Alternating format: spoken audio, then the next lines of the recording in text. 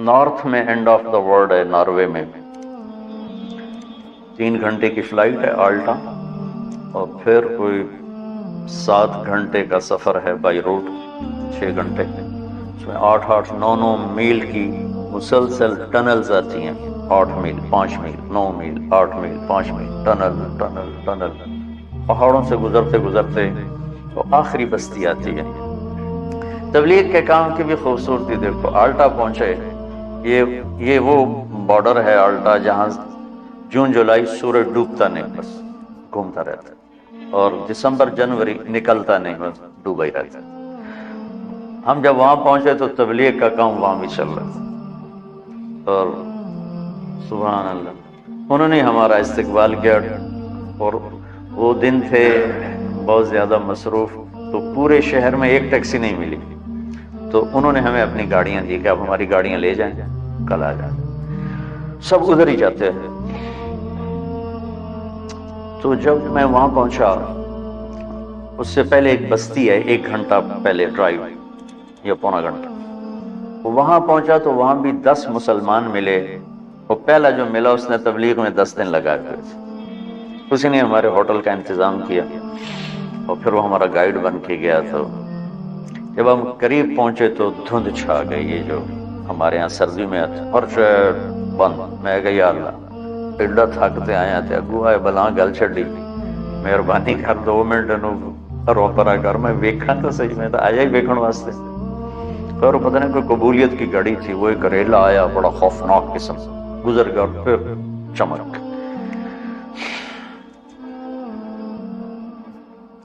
تو جب میں وہاں سے نکلا ہوں اور سمندر کے کنارے پہنچا ہوں، تو وہاں میری زبان سے نکلا اللہ اکبر، جو میں نے ابھی کہا بلا وہو الخلاق العلیم، کیا زبردست ہے پڑھانے میں۔ میں دونوں انیس دی مسجد کے میں تھوڑی وہ کیفیت بنا میں تو وہاں پہنچا ہوں، لیکن آپ میری کیفیت سے اندازہ لگا رہے ہوں گے کہ میں نے کیا دیکھا۔ اور میرا اللہ کہتا ہے تو مچھر دا پر ہے، تو میں ایویں بنا چھڑ، مچھر دا پر لا تساوی جناح بعوض، یہ تو مچھر دا پر بھی نہیں، تسی آؤ تو صحیح، میں کہا بنایا کی ہے تھوڑے واسطے۔ میرے نبی کا فرمان ہے کہ ایک منظر میں ڈوب کر اللہ کا بندہ جنت، 70 کا مطلب ہوتا ہے بے شمار، یعنی لاکھوں سال بیٹھ کے صرف ایک چیز کو دیکھتا رہے تو اس کا مزہ ختم نہیں ہوگا، کیونکہ ہر لمحے جنت کا حسن بڑھ رہا، ہر لمحہ۔ اس مسجد کو ایک حد تک خوبصورت بناؤ گے، آگے ختم، ہر حسن یہاں ایک جگہ پر آ کے سٹاپ کر لیتا ہے، آگے نہیں بڑھتا ہے۔ تو لہٰذا آنکھ دیکھتے دیکھتے دیکھتے پھر تھک جاتی ہے، پھر کسی اور کو دیکھنا چاہتا ہے۔ وہ جنت میں کیا ہے، ایک گھاس کا تن کا بھی ہے، آپ اس کو دیکھیں گے نا، ہر لمحے اس کا حسن بڑھتا جا رہا ہے، بڑھتا جا رہا ہے، لہٰذا کسی شے سے کسی وقت دل نہیں بھرے گا۔ تو وہاں میں نے اذان دی، 4 اگست کو وہاں سورج ڈوبتا ہے، وہ کوئی 20-25 منٹ کی رات ہوتی ہے۔ تو زندگی میں مسافر زور اثر کٹھی پڑتا ہے، شریعت کا مسئلہ ہے، مغرب عشاء کٹھی پڑتا ہے، لیکن 3 نمازاں کٹھی تو کوئی شریعت بھی کوئی نہیں۔ لیکن اس دن ہمارے ساتھ اللہ نے یہ معاملہ کیا، تو میں نے مغرب کی اذان دی، سرد ہوا تھی، ٹیمپریچر 1-2 ہوگا زیادہ سے زیادہ، اگست کا مہینہ، لیکن وہ جو وہاں خاموش ہیبت ناک سمندر، اور وہ دنیا کا کنارہ نارتھ میں جا کے آخر، اور اس پر انہوں نے گلوب بھی بنایا ہوا تھا دنیا کے اشارے کے لیے کہ یہ آخری جگہ ہے، اوپر پھر نارتھ پول آ جاتا ہے۔ دیکھو گے تو تم کہو گے اللہ اکبر، جو میں نے کہا نا اللہ اکبر اللہ اکبر، میں نے اذان دی، اس دن میں نے پتہ لگا کہ اللہ اکبر ہوندہ کی ہے، ادھر تو سبھی کرے منہ دیتا تو شروع ہو گئی۔ جب میرے سامنے اللہ کی قدرت کھلی ہوئی تھی، اس کی ہیبت کھلی ہوئی تھی، اس کی شہنشاہی بادشاہی کا جلال تھا، اور میں اس کو دیکھ کے کہہ رہا تھا اللہ اکبر۔ زندگی گزر گئی اذانیں دیتے، وہ پہلی تھی آخری اذان ہے، ایسی اذان دل بھی کہہ رہا تھا اشہد ان لا الہ الا اللہ، اور زبان بھی کہہ رہی تھی اشہد ان لا الہ۔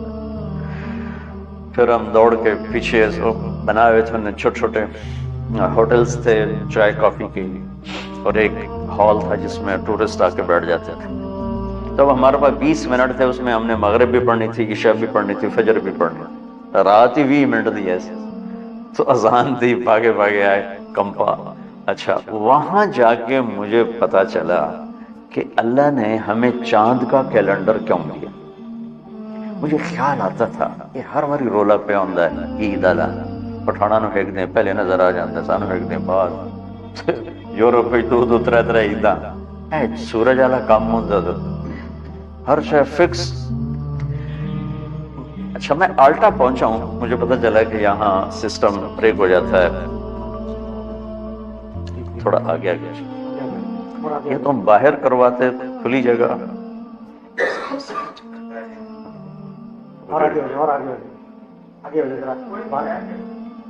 چل ٹھیک ٹھیک.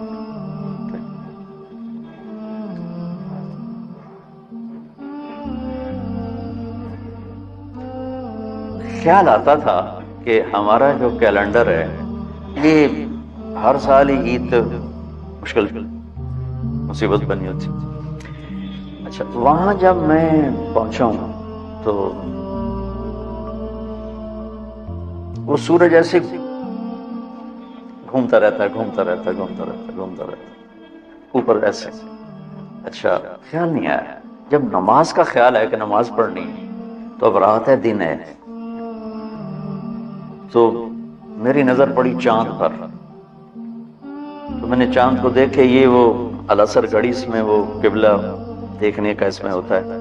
تو میں نے وہ چاند کی طرف ایرو کر کے تو قبلہ نکالا، بے دھیانی میں نکالا. نماز پڑھتے میں نے خیال میں کہ یہ کیا. میں نے مقامیوں سے پوچھا جو ساتھ، میں کہا یہ چاند بھی غائب ہو جاتا ہے یہاں پہ 2 مہینے چاند نظر نہیں آ رہے. میں کہا نہیں یہ نہیں غائب ہوتا. سورج کا سسٹم بریک ہو جاتا ہے، چاند کا سسٹم بریک نہیں ہوتا. میں کہا اللہم صلی علی محمد وعلی آل محمد. میں کہا مجھے آج سمجھ میں آیا کہ اللہ نے ہمیں چاند کا کیلنڈر کیوں دیا ہے. کہ اگر میرے نبی کا کوئی امت وہاں ہیں، آلٹا میں ہیں، ہزاروں 10,000 کی آبادی تھی، 3,000 مسلمان تھے وہاں، اور وہاں 1500 کی آبادی کا گاؤں تھا، اس میں 10 مسلمان. تب انہوں نے نماز پڑھنی دن کے رات. سورج چلتا پہ چاند سے پتہ چلے گا رات ہے یا دن ہے. تو چونکہ میرے نبی عالمی نبی ہیں، رحمت للعالمین ہیں، کافۃ للناس بشیر و نذیرہ ہیں، دنیا کے آخری کناروں تک کے نبی ہیں، تو اللہ نے میرے نبی کو وہ کیلنڈر دیا جو کہیں بھی فیل نہیں ہوتا ہے. چاند کا کیلنڈر، سورج کا کیلنڈر فیل ہوتا ہے وہاں تو میں دیکھ کے آیا، اور چاند کا کیلنڈر وہاں بھی چلتا ہے. میں کہا یہ ہے رحمت للعالمین کی شان. کیا میرے اللہ نے اپنے نبی کو، حالانکہ چاند بھی اللہ کا، سورج بھی اللہ کا، هو الذي جعل الشمس ضياء والقمر نورا وقدره منازل لتعلموا عدد السنين والحساب وكل شيء فصلناه تفصيلا. جنوری فروری سورج سے ریلیٹ ہے، سورج اللہ کا تو جنوری بھی اللہ کا، اور محرم سفر چاند سے جڑا ہوا ہے، تو چاند بھی اللہ کا تو محرم بھی اللہ کا. تو وہ کافروں کا اور یہ مسلمانوں کا ایسی بات نہیں ہے کہ کوئی تعصب ہو. اللہ نے اپنی قدرت سے اپنے حبیب کے لیے چاند چنا تاکہ دنیا کے کسی بھی کنارے پر امتی موجود ہو تو اس کو نماز کے لیے ٹائم معلوم ہو، اس کو روزہ رکھنے کے لیے ٹائم معلوم ہو. تو خیر میں آپ سے عرض ہی کر رہا تھا کہ اللہ تعالیٰ نے اس مسافر خانے کو اتنا خوبصورت بنایا ہے کہ انتہا کو حد کر دی. تو جس کی وہ تعریفیں کر رہا ہے روزانہ پورے قرآن میں، جنات عدن تجری من تحتها الانہار، جس کو اللہ کے نبی نے فرمایا کہ اللہ نے جنت الفردوس کو اپنے ہاتھوں سے بنایا. اب کتنا ہی بڑا گھر بنائے، کیا علاج ہے موت کا، کیا علاج ہے. سب سے بڑا گھر دنیا میں بنایا تھا ایران کے بادشاہ خسرو پرویز. 11,000 پلرز پر وہ گھر کھڑا کیا گیا.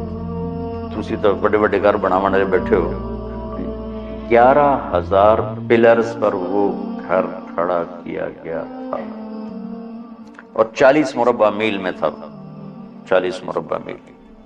اور اس میں پوری دنیا سے یہ حسین ترین 3,000 باندیاں اس میں چھوڑی گئی تھی اس کے حسن کے لیے، اس کی زیبائش کے لیے.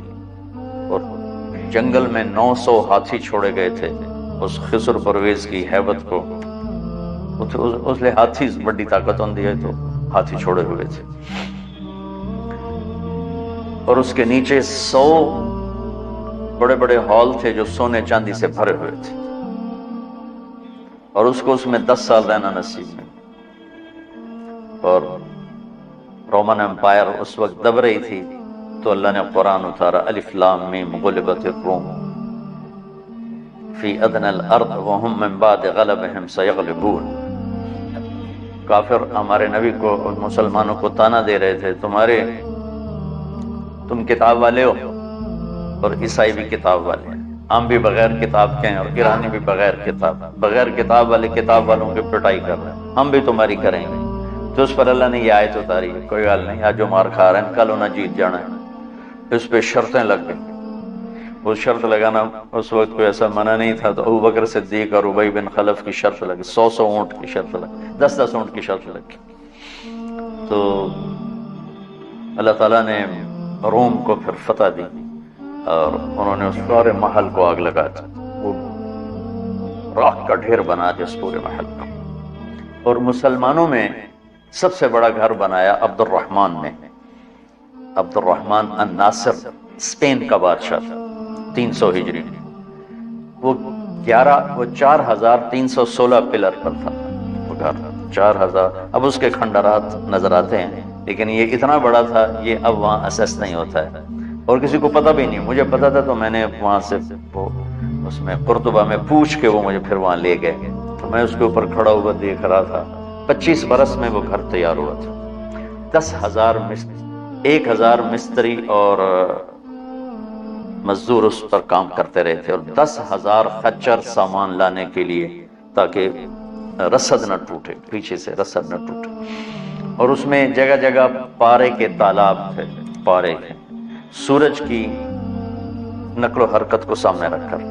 تو جب وہ سورج کی شعائیں پارے پر پڑتی تھیں تو پارا تو اٹھا تھا، نہیں ہلتا ہے، تو اس سے ریفلیکشن میں جو شعائیں جب پڑتی تھیں محل پر، تو پورا محل ایسے ڈانس کرتا نظر آتا تھا، ایسے ایسے۔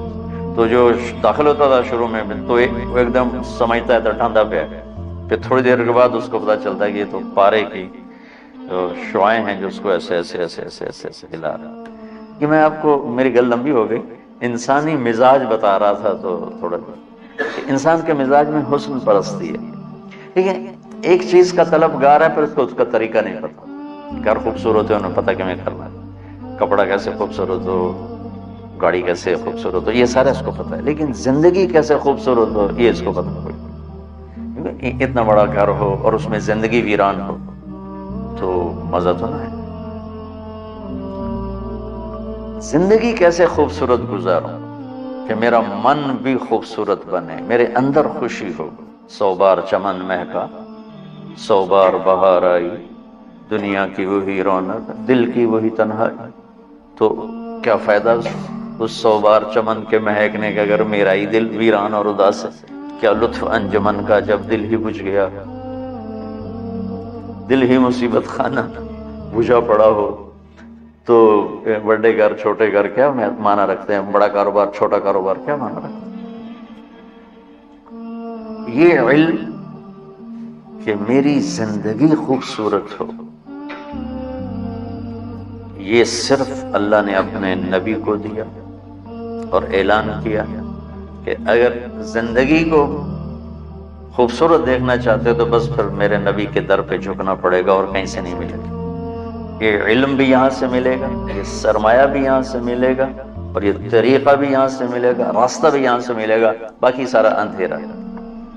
لقد، جو میں نے آیت پڑھی، لقد کان لکم فی رسول اللہ اسوۃ حسنہ، کہ اگر تم اپنی زندگی کو حسین دیکھنا چاہتے ہو، خوبصورت بنانا چاہتے ہو، میرے نبی کا طریقہ کہ اس کے اندر دل کی زندگی چھپی ہوئی ہے، کیونکہ دل جو زندہ رہتا ہے وہ ان کپڑوں سے نہیں، ان کھانوں سے نہیں، اس کی زندگی کا راستہ میرے نبی لے کر